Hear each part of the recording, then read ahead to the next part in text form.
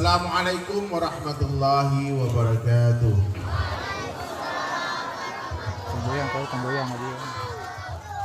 Innal hamdalillah nahmaduhu wa nasta'inuhu wa nastaghfiruh wa nu'minu bihi wa natawakkalu alayhi wa na'udzu billahi min shururi anfusina wa min sayyiati a'malina may yahdihillahu fala mudilla lahu wa may yudlilhu fala hadiya lahu. Ashhadu an la ilaha illallah wahdahu la syarika lah wa ashhadu anna Muhammadan abduhu wa rasuluhu la nabiyya ba'da. Qala Allah ta'ala fil Qur'anil Karim, a'udzu billahi minasy syaithanir rajim, bismillahirrahmanirrahim. Wa man ahsanu qawlan mimman da'a ila Allah wa 'amila shalihan wa qala innani minal muslimin.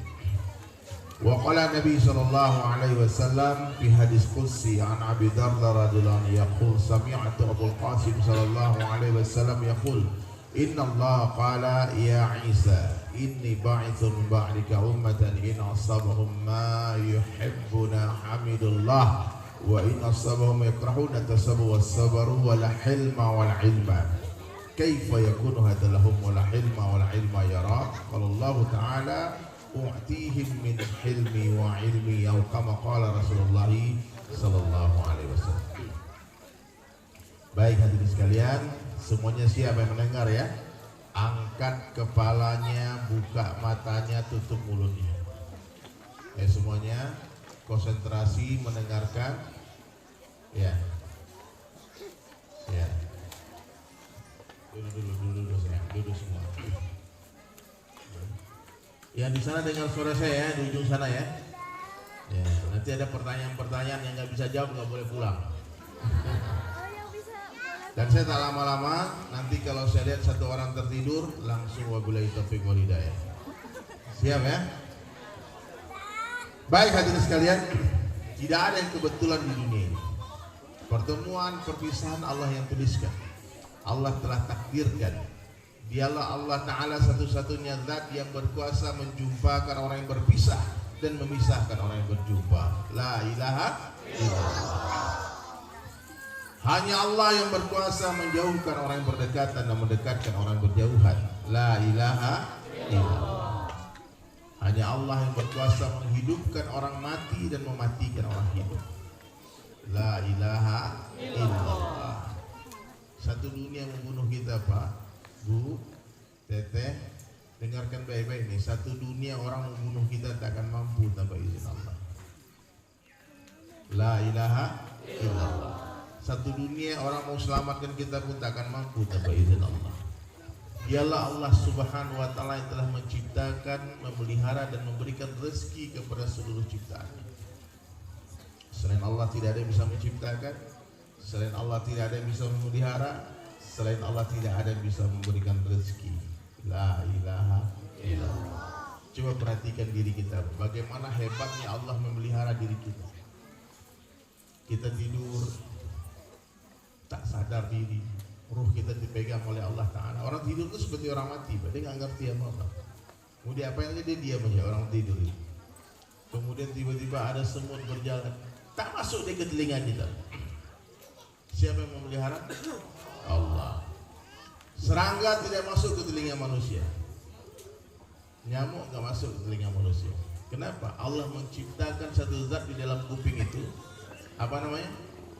Tai kuping. Kalau bahasa Sundanya betul. Apa? Tahu apa? Tahu celi. Celi apa? Tai celi. Tai celi.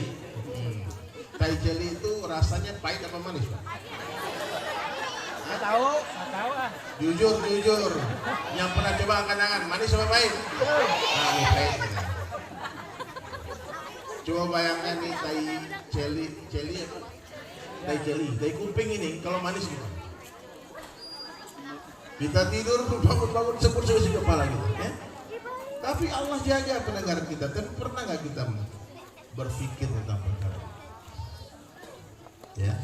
Makanya sekali-sekali hadirin sekalian berpikirlah. Dengarkan baik-baik ini adik-adik saya Ananda. Coba berpikir, siapa yang memberi aku pikiran sehingga pikiranku bisa berpikir? siapa? Kok aku bisa berpikir ya? Kok aku bisa ingat waktu 40 tahun lalu nih? Ini udah tua mau ya, tua-tua nih. Masih ingat gak waktu SD kelas 1? Masih ingat waktu ngajar layangan? Masih ingat gak cara pertama ibu kita mengajarkan kita cara memasang tali sepatu? Saya masih ingat. Padahal itu udah 40 tahun yang lalu. Hebat Allah memberikan akal manusia, otak manusia untuk berpikir. Di dalam otak manusia ini ada jutaan sel kabel. Orang bisa merasakan cinta, kasih sayang, kesedihan, amarah, dan semua tersimpan rapi di dalam otak manusia. Kita bisa ingat siapa nama ini, ya, ini teman SD ku, teman SMP ku, teman SMA ku, teringat semua, teman kuliahku. Hebat Allah nggak? Hebat Allah. Dan Allah Subhanahu Wa Taala berkuasa menghancurkan pikiran manusia. Ada orang Pak dulunya dia cerdas, dia jenius, tapi karena sombong, mungkin dia sombong, Allah rusak pikirannya jadi bodoh. Jadi Allah berkuasa menjadikan orang cerdas menjadi bodoh, orang bodoh menjadi cerdas. Allah berkuasa menjadikan orang miskin jadi kaya, kaya jadi miskin. Allah berkuasa menurunkan raja-raja, menaikkan raja-raja, memuliakan, menghinakan. Allah kuasa memuliakan orang biasa tanpa jadikan dia raja. Allah pun berkuasa menghinakan raja-raja tanpa mengambil kerajaannya. La ilaha illallah. Allah berkuasa membahagiakan orang biasa, orang miskin tanpa memberi dia harta. Allah pun berkuasa menyusahkan orang-orang kaya tanpa mengambil hartanya. La ilaha illallah. Tambah kaya tambah susah. Dulu waktu miskin hidupnya tenang bahagia. Pas sudah kaya susah. Ada nggak? Dulu waktu miskin satu kampung sayang sama dia. Pas dia kaya satu kampung benci sama dia. Ada nggak?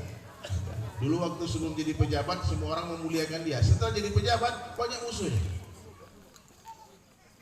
Everything in the hand of Allah. Apa saja yang Allah kehendaki terjadi pasti akan terjadi. Apa saja yang Allah kehendaki tidak terjadi tidak akan terjadi. La ilaha illallah. Ayo yang semangat. La ilaha illallah. Takbir. Allah. Semangat dikit. Ini biasanya kalau di kampung ini tabligh akbar sampai jam berapa, Pak? Jam 2? Jam 1 baru jam 10. Nah, jadi hadirin dirahmati Allah Ta'ala, majelisnya gak perlu panjang-panjang. Yang penting tuh masuk ke dalam hati, betul gak? Ta'asur fil qalbi. Jadi kita pulang ke rumah itu kita membawa ilmu baru, keyakinan baru, berubah yakin kita. Apalagi ini dalam rangka Rajab, mengenang Isra Mi'rajnya baginda Rasulullah SAW. Ini gak main-main, Pak. Itu kisah yang bercerita Isra Mi'raj itu, Pak, bagaimana Allah menceritakan diperjalankan Rasulullah SAW dari Masjidil Haram ke Masjidil Aqsa. Dari Masjidil Haram diperjalankan, maaf, bukan berjalan. Kalau berjalan nggak masuk akal. Kalau berjalan sendiri, Nabi terbang sendiri nih. Allah tidak ikut-ikut. Nah, nggak mungkin. Masjidil Haram ke Masjidil Aqsa. Bahkan dalam riwayat dikatakan sempat transit sebentar di Madinah. Kemudian lanjut lagi. Rasulullah SAW diperjalankan oleh Allah, ditemani oleh malaikat Jibril alaihissalam menaiki sebuah kendaraan dari surga yang bernama Buraq. Masya Allah. Berjalan dengan diperjalankan ini beda. Ini ada serangga, ada semut. Kira-kira semut ini, Pak, kalau kita suruh jalan ke Jakarta, sanggup nggak dia? Kau jalan kaki ke Jakarta, pasti dia bilang, maaf Kang, jauh. Kalau jalan tuh berapa abad sampai Jakarta, Pak? Dari Cianjur jalan kaki semut. Tapi kalau semut tadi nempel di kue, nempel semutnya di kue, Pak. Terus selesai ceramah, kue naik ke mobil saya, Pak. Kira-kira 3 jam lagi sampai Jakarta nggak? Itu semut tidak berjalan, tapi diperjalankan. Jadi tidak masuk akal. Kemudian dari Masjidil Aqsa, terus ke langit pertama, langit kedua, langit ketiga, langit keempat. Sering ulama-ulama, guru-guru kita perajangan bercerita tentang kisah Isra Mi'raj. Saya yakin teman-teman, Bapak Ibu semua sudah tahu cerita itu. Saya tidak akan mendetailkan kisah perjalanan Isra Mi'rajnya Rasulullah SAW, tapi saya akan mengesankan bagaimana hebatnya Allah, bagaimana kekuasaan Allah Subhanahu Wa Taala memendekkan waktu dan memanjangkan waktu. Ini kuasa Allah. Ya. Jadi nggak ada yang tidak mungkin bagi Allah. Ashabul Kahfi, 7 orang pemuda, Allah tidurkan di dalam gua selama berapa tahun? 309 tahun. Setelah terbangun dari tidur, ternyata Ashabul Kahfi, 7 orang pemuda itu tidak bertambah tua. Mereka seperti tidur beberapa jam saja. Tak tumbuh ubannya, tak keriput kulitnya. Dia terbangun, kemudian mereka semua bertanya-tanya, kita sudah tidur berapa lama ini? Wah, paling setengah hari, paling 1 hari, paling beberapa jam saja. Ternyata waktu di luar gua Allah perjalankan 309 tahun, dan waktu di dalam gua Allah hentikan. La ilaha illallah. Jadi jangan Bapak pikir, jangan Teten pikir, Ibu pikir Ashabul Kahfi terbangun dia udah tua karena sudah ditidurkan 309 tahun. Tidak. Itu anjing Khidmir, Pak. Ada anjing yang menemani Ashabul Kahfi itu. Dia menjaga di pintu gua. Pas mereka terbangun, mereka heran kenapa anjing tadi cuma tinggal fosil saja, tulang belulangnya saja. Dan itulah anjing nanti yang akan Allah masukkan ke surga gara-gara berteman dengan orang soleh.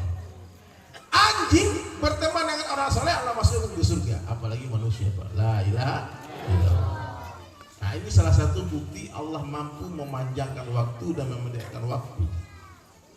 Ya, Rasulullah SAW, orang-orang di Makkah Madinah menyangka Nabi pergi cuma sebentar saja. Bahkan seorang sahabat yang i'tikaf di Masjidil Haram yang sebelah Nabi mengatakan ketika Rasulullah pergi beberapa saat saja dan beliau kembali, itu bekas tidurnya masih hangat, Pak. Ya. Tapi apa yang tidak bagi Allah, apa saja yang Allah kehendaki terjadi pasti akan terjadi. Apa saja yang Allah kehendaki tidak terjadi, tidak akan terjadi. Dan setelah pulangnya Nabi dari Isra Mi'raj itu, banyak orang-orang Quraisy yang murtad, tidak percaya. Hai Muhammad, angkat kaki kananmu, diangkat. Angkat kaki kirimu. Bagaimana mungkin kau bisa pergi ke langit ketujuh? Nah, ini percaya. Datanglah seorang pemuda mengatakan, ya Rasulullah, lebih dari ini ceritamu, aku percaya. Maka Nabi katakan, Siddiq engkau ya Abu Bakar. Maka mulai hari itulah Sayyidina Abu Bakar radhiyallahu anhu bergelar Abu Bakar As-Siddiq. Paham? Apa hikmah perjalanan Isra Mi'raj? Yang pertama jelas itu tahun duka cita. Meninggalnya Ummahatul Mukminin, meninggalnya paman Nabi sallallahu alaihi wasallam yang sangat beliau cintai, Abu Thalib. Itu Nabi berduka, menangis hari-hari dulu di makamnya Siti Ummul Mukminin Khadijah. Maka Allah menghibur Nabi sallallahu alaihi wasallam dengan cara mengisra dan mi'rajkan Nabi sampai berwajah dengan Allah di Sidratul Muntaha. Maaf Pak ya, Nabi Isra Mi'raj itu bukan menggambarkan bahwasanya Allah itu di atas langit, bukan gitu Pak. Bukan itu akidah Ahlussunnah wal Jamaah. Ya.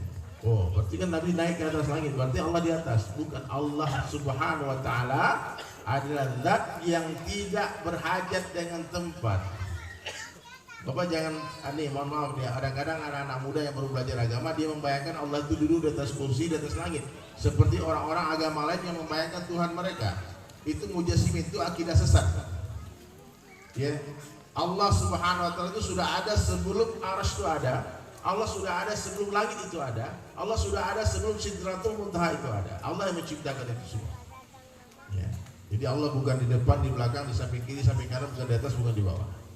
Ya, Allah meliputi semua makhluknya. Ya, semua berada dalam genggaman in the hand of Allah. Itu yang sering kita dengar. Bukan tangan seperti tangan kita. Nah, maka diceritakanlah hadirin sekalian sampai Nabi sallallahu alaihi wasallam berjumpa dengan Allah di Sidratul Muntaha. Terpesona Nabi sallallahu, takjub, diperlihatkan Di perjalanan berjumpa dengan nabi-nabi. Di langit pertama jumpa nabi, 2, 3, berjumpa dengan semua nabi. Subhanallah, ternyata Allah Subhanahu wa taala memberikan hadiah kepada Nabi sallallahu alaihi wasallam untuk umatnya, yaitu salat. Pertamanya dikasih berapa waktu? 50 waktu. Dan Nabi sallallahu alaihi wasallam menerima itu hadiah. Ketika berjumpa dengan Nabi Musa alaihissalam, lalu Nabi Musa alaihissalam mengatakan, "Ya Rasulullah, takkan sanggup umatmu 50 waktu sehari semalam. Cobalah minta keringanan dari Allah." Maka akhirnya hadirin mulia sampailah kepada keputusan salat untuk umat akhir zaman adalah 5 waktu.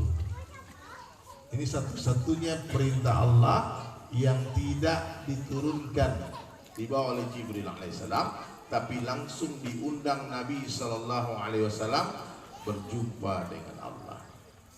Bagaimana hebatnya Allah ketika hadirin mulia memuliakan Nabi sallallahu alaihi wasallam.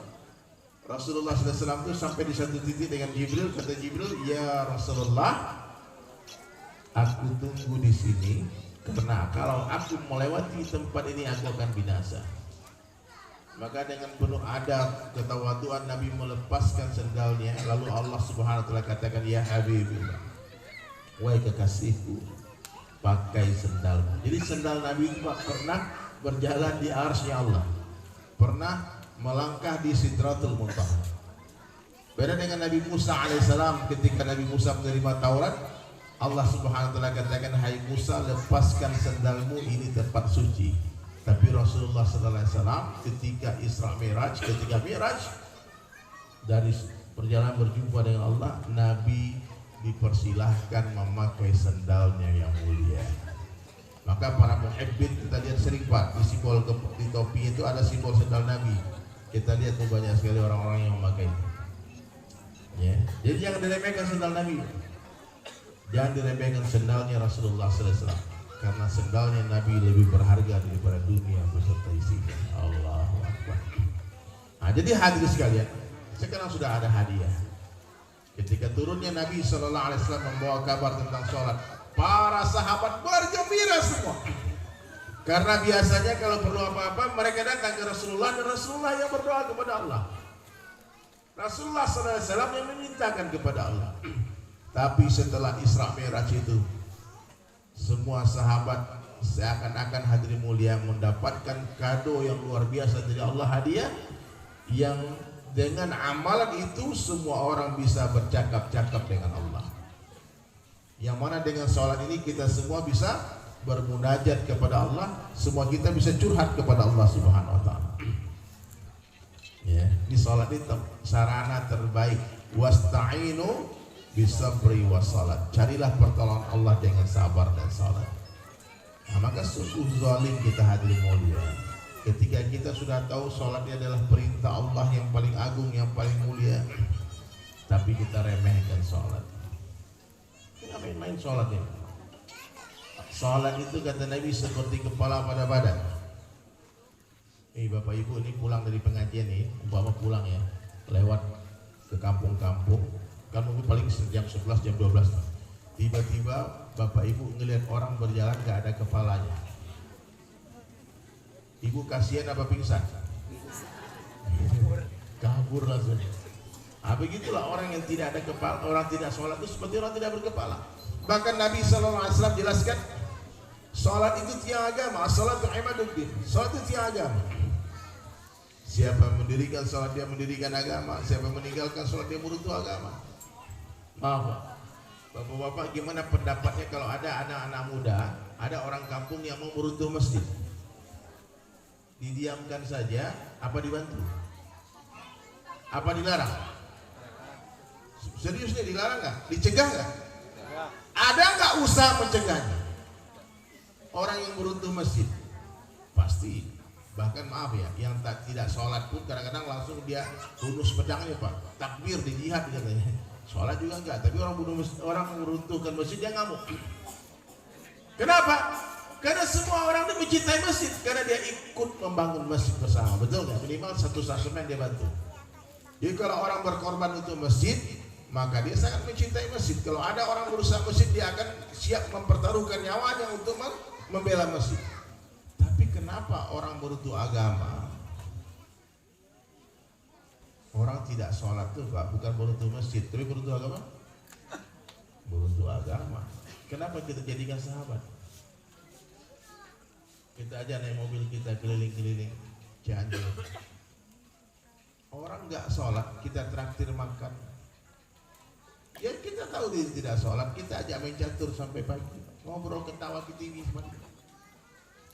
Bahkan yang lebih jahat lagi, kita ikut-ikutan meruntuh agama. Dengan cara apa? Melalaikan sholat, meninggalkan sholat. Kenapa hari ini umat Islam tidak ada kepedulian dengan agama?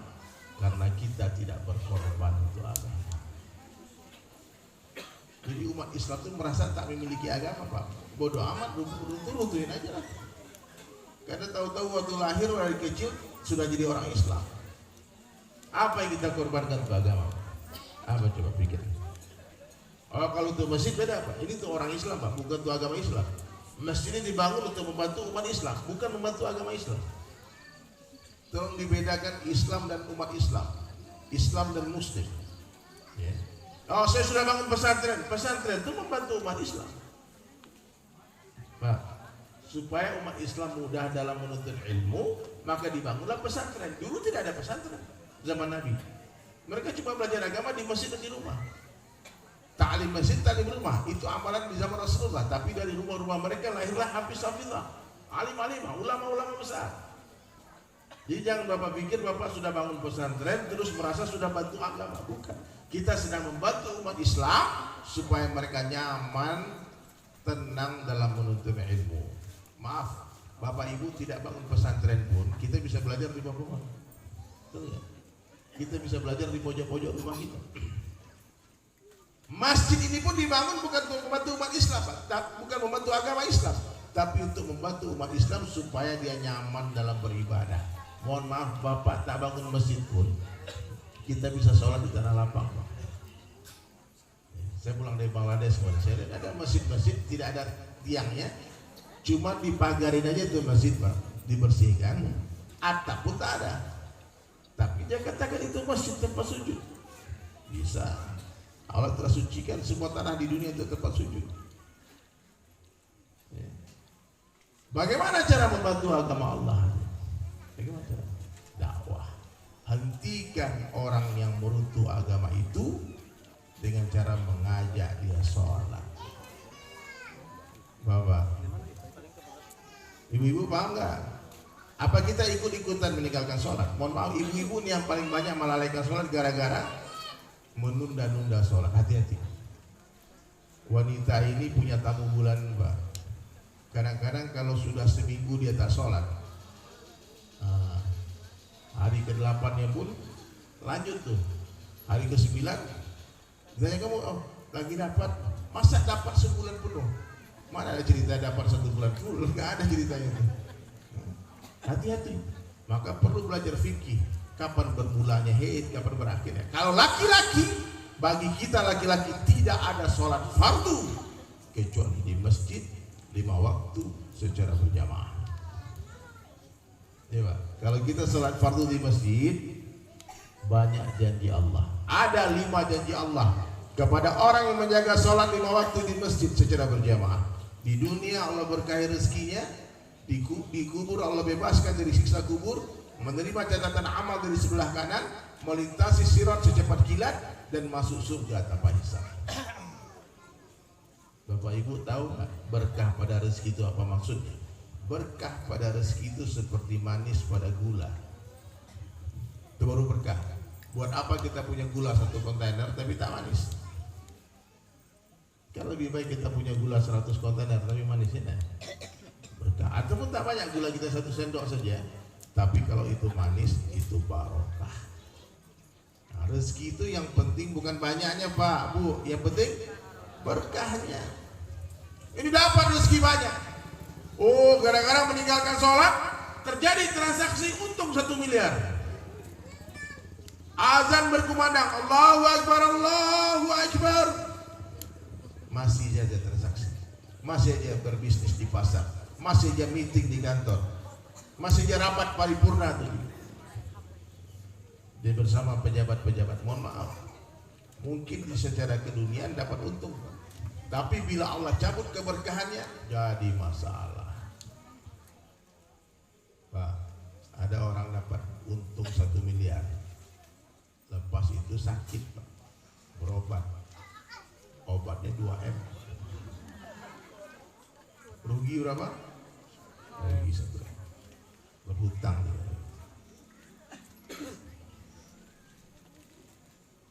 Paham tak berkat? Kehidupan yang tenang, yang sakinah. Allahu Akbar. Kalau orang sudah menjaga sholatnya, orang yang memperbaiki sholatnya, dia sedang memperbaiki kehidupannya. Dengarkan baik-baik. Orang yang sedang memperbaiki sholatnya, dia sedang memperbaiki kehidupannya. Ini Pak Camat, kalau ingin kecamatan ini baik, suruh semuanya jaga sholat, perbaiki sholat. Tidak perlu capek-capek Pak Camat memikirkan perekonomian. Allah datangkan keberkahan rezeki. Coba buka Al-Quran Pak. Saya sekarang sedang melukis Al-Quran 30 juz. Melukis dengan tangan Al-Quran di atas kanvas 30 juz. Setiap saya menulis perintah sholat, tidak ada satu ayat pun, satu kalimat pun yang tidak ada sandingkan dengan zakat atau dengan infak. Setiap ada perintah sholat pasti diiringi dengan zakat. Itu bukti nyata ada hubungannya keberkahan rezeki dengan sholat. Nah, maka jangan remehkan sholat. Mulai hari ini bapak-bapak nih, buat bapak-bapak nih yang penting. Kalau bapak hari ini hidupnya susah, masalah silih berganti, istri tidak taat, anak nakal, semuanya masalah di hidupnya. Waduh, rezeki seret. Mulai hari ini hadirin sekalian, mulai kita merenung perbaiki sholat. Di mana? Di masjid. Satu langkah mengangkat satu derajat, satu langkah menggugurkan satu dosa. Para sahabat mengecil-ngecilkan langkahnya ke masjid. Oh, saya sholat di rumah Bang Ustaz, saya sholat di rumah sama istri saya. Istri ini solehah banget. Pokoknya kalau saya sholat 5 waktu harus ngimamin dia di rumah. Itu bukan wanita solehah namanya. Itu wanita yang tidak tahu fadilah amal. Itu wanita yang tak berilmu. Ibu-ibu kalau masih merayu suami sholat di rumah bersama ibu yang fardu, berarti ibu tak paham agama. Istighfar banyak-banyak. Tapi aku juga pengen berjamaah. Pahala suami 100% mengalir otomatis ke buku catatan amal istri. Jadi kalau ibu-ibu dorong suaminya pergi ke masjid, meskipun ibu sholatnya di rumah, ibu dapat pahala sholat di masjid. Oh tapi aku janda Ustaz. Nah itulah masalah. Boleh sholat di masjid, ibu-ibu boleh sholat di masjid. Tapi kalau sudah terlalu ramai masjidnya, lebih baik di mana? Sholat di rumah. Kenapa saya bilang tidak boleh sholat di rumah laki-laki? Ada ancamannya. Bapak ibu punya kitab Fadilah Amal di rumah, Muntakab Hadis atau Riyadhus Shalihin, buka. Ancaman meninggalkan sholat berjamaah di masjid. Ada. Kata Nabi SAW, sungguh aku ingin kumpulkan pemuda-pemuda. Nabi itu ingin bikin ormas pemuda apa zaman dulu. Kata Nabi, sungguh aku ingin kumpulkan pemuda-pemuda dan aku perintah mereka mengumpulkan kayu bakar untukku, kata Nabi. Dan aku akan mendatangi laki-laki yang sholat fardu di dalam rumah-rumah mereka dan aku akan bakar rumah mereka. Bakar nih Pak Jamal. Ini bakar rumah. Nabi mengancam membakar rumah orang yang sholat fardu di dalamnya. Kira-kira kalau ada ancaman bakar-bakaran itu Nabi tersenyum atau marah? Marah. Tapi tidak ada catatan sejarah Nabi membakar rumah. Itu hanya tamsilan, perumpamaan, kiasan, kinayah yang digunakan Nabi menggambarkan kemarahan beliau melihat umatnya sholat di rumah. Ini perintah sudah dijemput ke Sidratul Muntaha. Sudah dimintakan dispensasi untuk umatku biar ringan 5 waktu saja. Subuh 2 rakaat, zuhur, asar, maghrib, isya. Saya Pak Bu, setelah mendengarkan hadis ini, saya itu hijrah 23 tahun lalu di Bali. Jadi Bapak Ibu mungkin sebagian sudah kepo-kepo siapa sih dari Sulaiman yang diundang. Ya, saya bukan kiai, bukan ajangan, bukan ustaz. Saya ini anak band. Saya kalau tahu udah panggung ini saya bawa gitar. Ada. Ya jangan. Gitar mahal Pak. ada manajemennya. Bercanda. Pak, Bu. Saya dulu alhamdulillah ya, Allah hantarkan ke Bali, saya orang Minang, merantau ke Bali. Urusan dunia. Saya pengen jauh dari agama, saya pengen hidup bebas tanpa aturan di Bali. Itu cita-cita saya ke Bali. Pengen jadi anak band, pengen menjadi anak metal. Pokoknya dalam kepala saya itu yang keren itu di dunia ini metal saja. Kalau nggak metal itu nggak keren. Manusia elit tahan lapar itu metal, kan? Metal. Tapi sekarang metal juga Pak, mengaji tafsir Al-Quran. Metal. Subhanallah. Jadi saya diajak teman saya untuk pergi i'tikaf di masjid. Saya sering cerita, boleh nanti Bapak Ibu kalau ada YouTube di rumah buka Antok Story, kisah yang jarang diceritakan dari Sulaiman. Di dalam YouTube channel saya dari Sulaiman dan Sahabat, jangan lupa like, comment, dan subscribe ya. Nah, saya cerita di sana, subhanallah. Dan pertama saya masuk masjid, saya dengarkan hadis tentang membakar rumah orang yang sholat fardu di dalamnya. Pak, ketika saya mendengar hadis ini, otomatis saya langsung berdoa kepada Allah, bersumpah doanya, ya Allah, demi Allah, aku tidak akan tinggalkan 5 waktu di masjid berjamaah sampai aku mati. Itu sumpah kalau udah pakai wallah itu tidak ada yang lebih tinggi dari itu. Bakti melanggar sumpah pasti akan ada balanya. 23 tahun lalu. Terus teman saya bilang, "Der, mau dikali doa sampai mati, lama kan? Kalau besok aku mati sampai besok saja. Kalau nanti malam mati, berarti sampai nanti malam saja." Dan alhamdulillah sekarang sudah 23 tahun, belum mati-mati. Tapi tak lama lagi pasti mati. Pasti. Nggak ada yang, mohon maaf nih kalau saya perhatikan wajah-wajah Jawa ini nggak lama lagi. Tapi Pak Camat, calon mati ya. Pasti mati.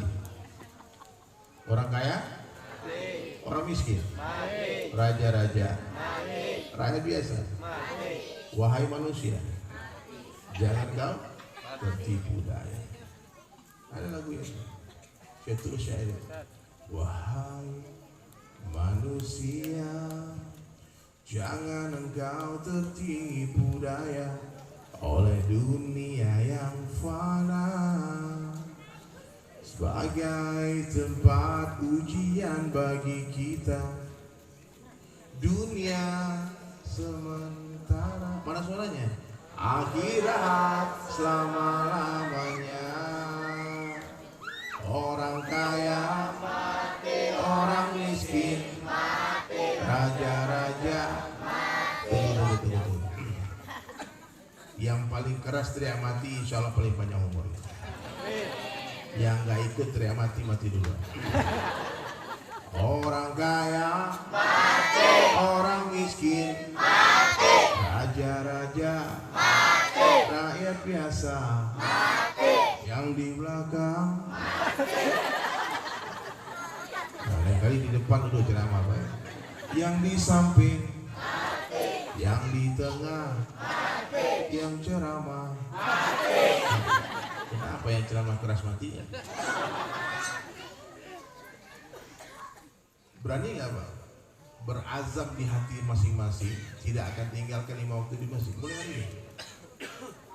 Berarti besok sholat subuh di mana? Coba ikuti saya. Saya bersumpah. Kenapa nggak ada yang ngomong? Takut? Dalam hati masing-masing aja. Kalau jangan bersumpah lah, berjanji aja lah Pak Jamal ya. Ya, ikuti saya. Bismillahirrahmanirrahim. Yang keras suaranya. Bismillahirrahmanirrahim. Saya berjanji. Banyak nggak ngomong, gimana nih? Mulai hari ini. Saya akan menjaga sholat 5 waktu di masjid sampai aku mati.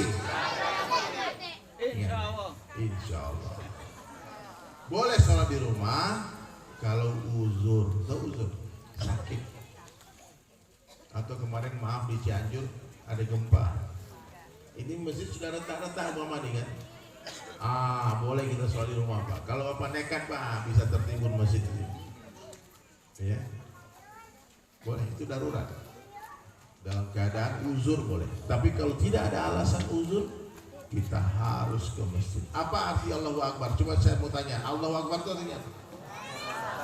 Allah Maha Besar. Maknanya tidak ada yang lebih besar dari panggilan Allah. Tidak ada. Ya. Manusia ini punya sifat taat. Manusia ini punya sifat taat. Kepada siapa? Kepada orang dia kenal. Ini orang kampung, apa nama kampung kita? Sabandar. Ini ada orang kampung di Sabandar. Dia bukan kepala desa, orang biasa saja. Tiba-tiba Pak Camat telepon.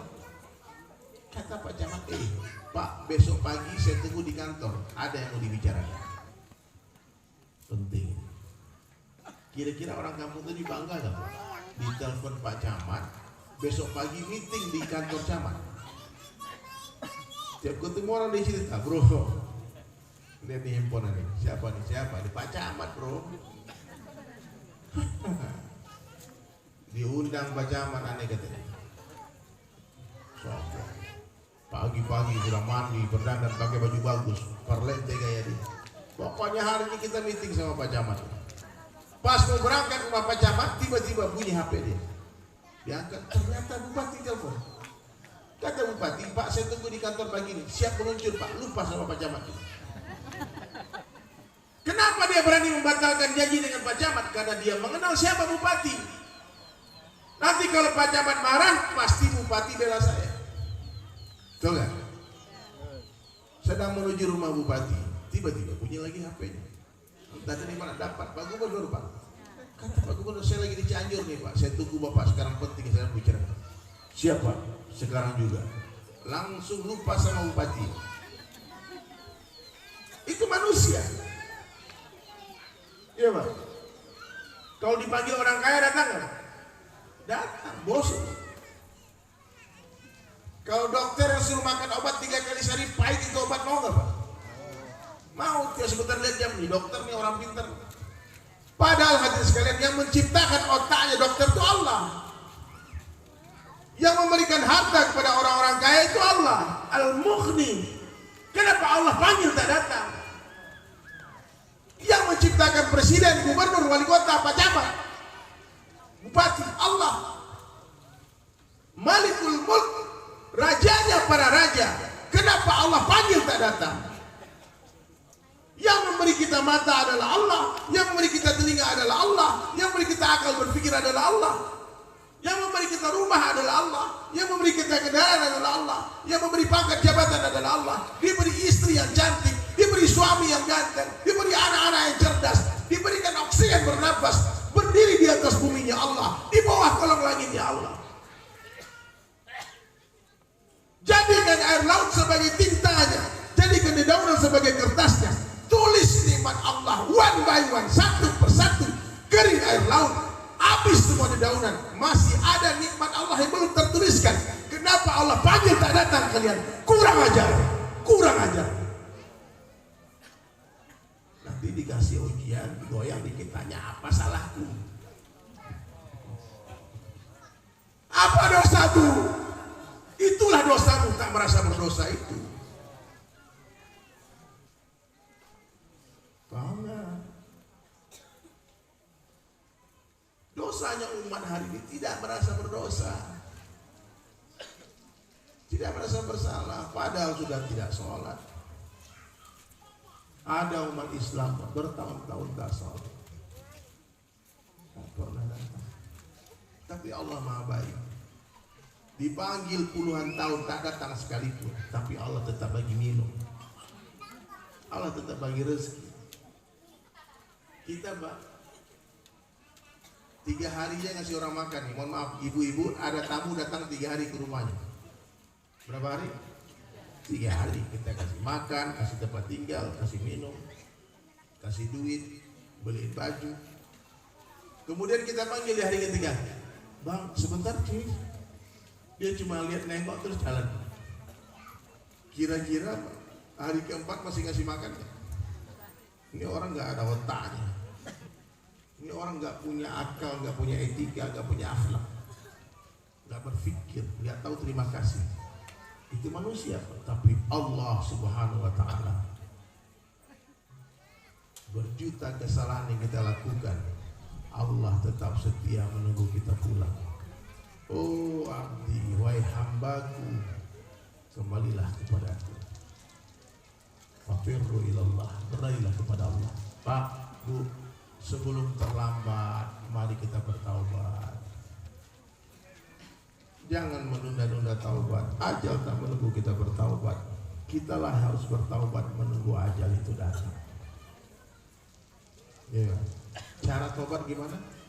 Perbaiki sholat, makmurkan masjid. Itu hikmah Islam ya, sholat.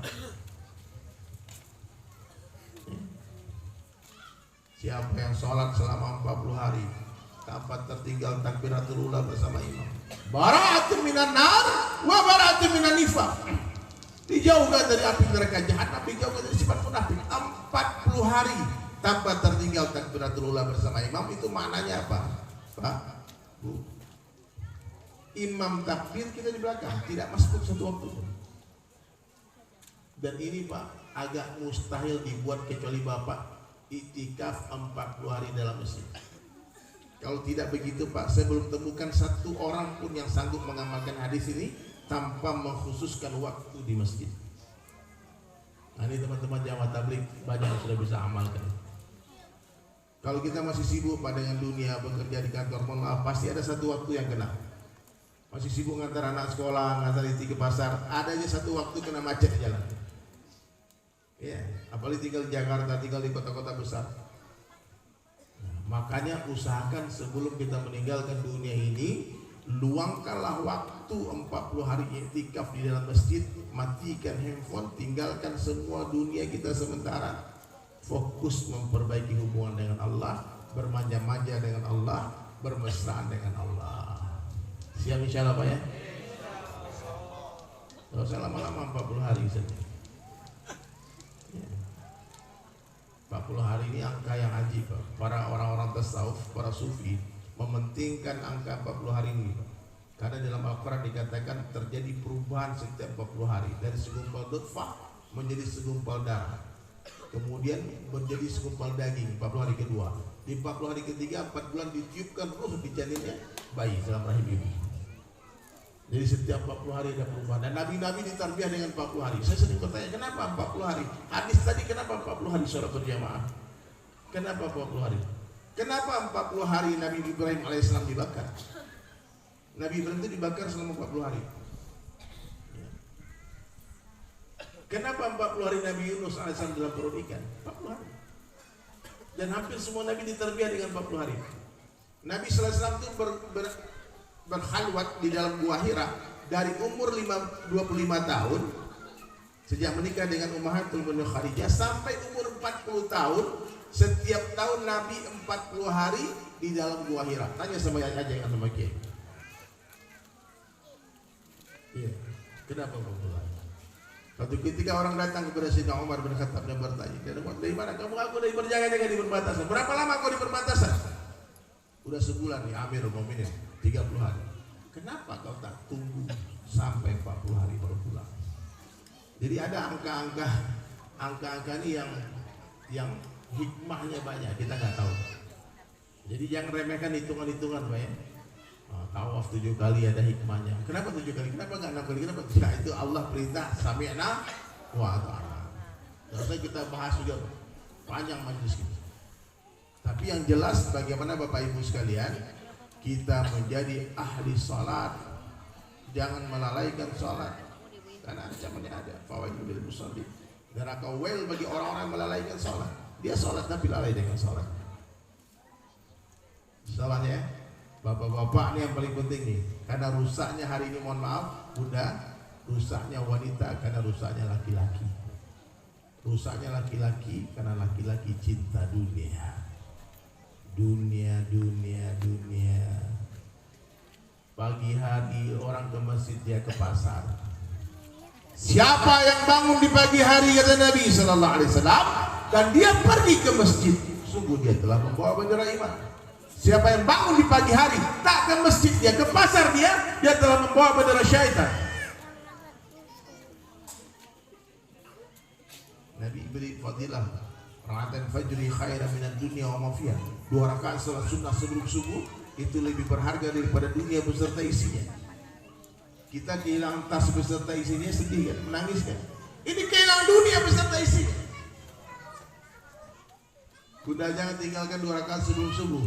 Subuh-subuh tuh bangun. Bangunkan anak kita, bangunkan menantu, bangunkan cucu. Bangun. Percikkan air ke wajah suamimu. Percikkan air ke wajah istrimu. Tak mau bangun dasar dipercikkan, siram pakai ember. Kalau beli pistol air tembak. Iya, nanti besok pergi ke pasar beli pistol air ya. Itu apa? Buat bangunin suami, buat bangunin istri. Nggak main-main hadirin sekalian. Siapa yang sholat subuh di masjid, lalu dia i'tikaf dalam masjid sampai terbitnya matahari, maka untuk dia pahala haji dan umrah yang sempurna. 3 kali dari bulan sempurna. Allah. Berangkat haji itu puluhan juta sekarang udah. Kalau haji yang lebih mahal lagi langsung berangkat bisa ratusan juta. Jangan dirubah bedanya.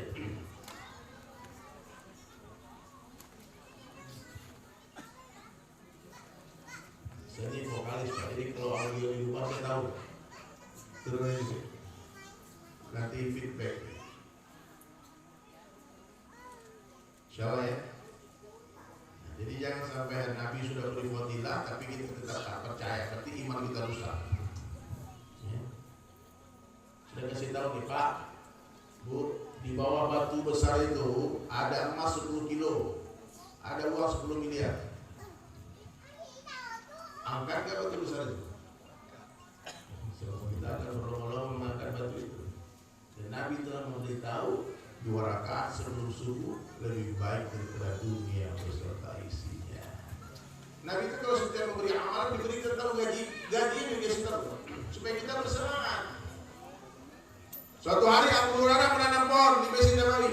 Setelah ditanam ditanya, "Ya Abu Hurairah, Abu Hir, maukah engkau aku beritahu sebuah cocok tanam yang lebih baik dari ini?" "Mau ya Rasulullah." "Ucapkan subhanallah, maka Allah akan tumbuhkan untuk kamu 1 pohon di surga." Coba semuanya subhanallah. Semua jamaah dapat 1 pohon di surga. Amin. Dari Sulaiman dapat berapa? Kalau ada 1000 orang yang hadir nih, saya dapat 1000 pohon. Kan saya suruh. Dan Nabi memberi fadilah juga. Siapa mengajak kepada amal kebaikan, dia mendapatkan pahala orang mengikuti dia sempurna. 100% royaltinya sempurna. Kalau kita Islamkan orang, maka amal dia setelah Islam sampai dia mati mengalir ke buku catatan amal kita. Makanya Nabi SAW sabdakan, 1 orang yang dapat hidayah asbab kamu itu lebih baik daripada seluruh benda yang disinari matahari. Itu lebih baik daripada unta merah 1 lapangan. Allah. Jadi jangan remehkan dakwah. Dakwah itu udah kita lihat teman-teman nih, teman-teman tuli, tunarungu. Mereka tak bisa bicara, tapi mungkin tak dengar di apa yang saya sampaikan. Tapi semangatnya berdakwah luar biasa. Tadi saya bertemu mereka di Cipanas. Sekarang ada lagi di sini. Nah, ini mereka semua. Malu kita Pak, kita bisa bicara tapi nggak mau ngomong. Nggak mau ngomong ke Allah, ngomong tapi ngomongin orang. Ngomong tapi ngomong maksiat, ngomong dunia. Bangun pagi pikir dunia, siang hari kerja dunia, sore hari bicara dunia, malam hari bicara dunia, tidurnya mimpinya dunia, tahu-tahu meninggal dunia. Dunia itu sebentar, betul kan? Apa beda dunia dengan akhirat? Bunda, dengar baik-baik nih, ayah anda semuanya, amanku, lihat. Apa beda dunia dengan akhirat? Nah, ini benar. Dunia sementara, akhirat selamanya. Dunia sebentar saja, akhirat sebentar lagi. Pagi hari di beranda, sore hari di keranda. Sekejap mata saja. Satu hari akhirat sama dengan 1000 tahun dunia. Itu dalam Al-Quran. Satu hari akhirat sama dengan 50.000 tahun dunia. Sungguh bodoh orang-orang yang mencintai dunia, mencintai sesuatu yang sementara, mencintai sesuatu yang akan Allah hancurkan. Dunia ini tak lama. Celupkan ujung jari telunjuk kalian ke samudera yang luas, kata Nabi, dan lihatlah air yang ada di ujung jari kalian. Hadhihi dunia, itulah dunia. Hari ini kita berebut tetesan air, mengabaikan samudera yang luas. Kalau saja harga dunia dalam pandangan Allah sama dengan 11 sayap nyamuk, niscaya orang-orang kafir tak akan diberi minum walau seduh air pun oleh Allah. Dunia di tangan, di hati jangan. Jadi kalau ada azan berkumandang, tinggalkan dunia sebelum meninggal dunia. Bapak belajar mati sebelum mati. Tinggalkan rezeki, penuhi panggilan Tak yang Maha memberi rezeki. Tinggalkan kekasih kita, cinta kita, untuk memenuhi panggilan Dat yang menanamkan rasa cinta di dalam hati. Allahu Akbar, Allah Maha Besar. Tidak ada yang lebih besar daripada Allah. Hatta Jibril alaihissalam yang memanggil waktu bersamaan, tinggalkan itu malaikat Jibril. Katakan hasbunallah wa ni'mal wakil, ni'mal maula wa ni'mal nasir. Paham gak sampai di sini? Bunda, hikmah Isra Mi'raj apa? Salat. Hadiah terindah yang Allah berikan kepada umat Rasulullah SAW adalah salat. As-salatu mi'rajul mu'minin. Salat itu adalah mi'rajnya orang-orang beriman. Ya. Innama ya'muru masajid Allah. Sesungguhnya orang-orang yang memakmurkan masjid-masjid Allah, man amana billah. Sungguh mereka itulah orang beriman kepada Allah wa rasulihi, dan rasulnya, kemudian dan beriman kepada hari akhirat. Wa aqimus shalah, dia mendirikan salat, wa itaz zakat, dia membayar zakat, wa lam yakhsha illallah. Orang beriman tidak takut kepada siapapun kecuali kepada Allah. La ilaha illallah. Maka mulai hari ini, semoga setelah acara ini, masjid kita ini, masjid apa namanya? At-Tasnim, sholat subuhnya seperti sholat Jumat. Amin. Tak bisa beda. Semua laki-laki sholat di masjid. Yang sholat di rumah itu cuma laki-laki sholat saja. Ya. Jadi ibu-ibu kalau punya suami sudah sholat di rumah, kasihlah dia mukena yang warna pink. Laki-laki mana sholatnya? Di masjid. 5 waktu berjamaah. Kalau sholat sunnah di rumah. Ya. Nah inilah fadilah-fadilah yang kita jelaskan, diingat-ingatkan lagi hadirin sekalian supaya kita paham bahwasanya memang dunia adalah ujian. Kekayaan di dunia bukanlah kemuliaan, kemiskinan bukanlah sebuah kehinaan. Apa ujian bagi orang kaya? Apakah dia bersyukur atau tidak? Apakah ujian bagi orang miskin? Apakah dia bersabar atau tidak? Dunia semua ujian saja. Pengadilan di dunia bukanlah pengadilan yang sesungguhnya. Yang menang di dunia belum tentu benar, yang kalah belum tentu salah. Jadi bapak jangan heran nonton TV, pak pengadilan kenapa hukumnya begini, salahnya begini, mesti aku mati, kita masuk pengadilan. Ini pengadilan dunia. Pengadilan yang sesungguhnya nanti di mana? Di akhirat. Siapa yang penjahatnya, siapa yang bajingannya nanti diseret sama Allah di pengadilan. Boleh di dunia mereka tertawa, terbahak orang-orang zalim. Bahkan di dunia ini pak, nabi-nabi pernah dipenjara, ya. Wali-wali pernah dipenjara, masya Allah. Dan hari ini hadirin sekalian, Allah nampaknya mau turunkan hidayah. Hidayah, hujan hidayah akan bercurah-curah di kampung ini. Kesimpulannya apa? Yang pertama, bersihkan hati dari kesyirikan. Ya. Yang kedua, kembalilah kepada sunnah Rasulullah SAW, amalkan sunnah semampunya kita semaunya. Yang ketiga, hikmah Isra Mi'raj ini apa?